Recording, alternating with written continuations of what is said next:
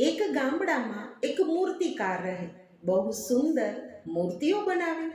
એકવાર એક પૂજારી આ મૂર્તિકાર પાસે આવીને કહે છે કે મંદિર માટે મારે રામ ભગવાનની મૂર્તિ બનાવડાવવી છે.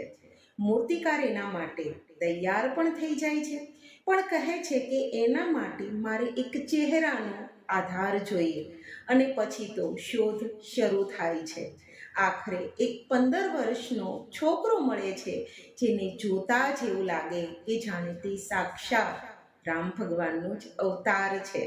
તેના ચહેરાનો આધાર લઈ અને મૂર્તિકાર એક સુંદર રામ ભગવાનની મૂર્તિ બનાવી આપે છે, જેને મંદિરમાં રાખવામાં આવે છે. આ વાતને ઘણા વર્ષો વીતી ગયા.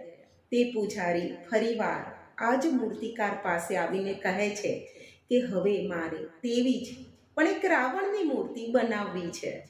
મૂર્તિકાર તૈયાર થાય છે, પણ કહે છે કે મારે એક ચહેરાનો આધાર જોઈએ. શોધખોળ શરૂ થાય છે, પરંતુ ક્યાંય કોઈ વ્યક્તિમાં એક ક્રૂરતા, એ ભયાનકતા મળતી નથી કે જેનો આધાર લઈ અને રાવણની મૂર્તિ બનાવી શકીએ. ત્યારબાદ એ મૂર્તિકાર એક જેલમાં જાય છે અને ત્યાં એક કેદીને મળે છે, જેના ચહેરા પર ક્રૂરતા છે, ભયાનકતા છે. અને ત્યારબાદ મૂર્તિકાર એ ચહેરાનો આધાર લઈને એક રાવણની મૂર્તિ બનાવી આપે છે. અને આ બંને મૂર્તિ એક જ મંદિરમાં રાખવામાં આવે છે. તે કેદી કહે છે કે મારે તે બંને મૂર્તિને જોવી છે. કેદીની આ ઈચ્છા પૂરી કરવામાં આવે છે. અને જ્યારે કેદી આ મૂર્તિને જોવા આવે છે, ત્યારે જોર જોરથી રડવા લાગે છે. અને જ્યારે કારણ પૂછવામાં આવે છે, ત્યારે કહે છે કે વર્ષો પહેલાં તમે જે રામની મૂર્તિ બનાવીને, તે બાળક, તે વ્યક્તિ પણ હું જ છું.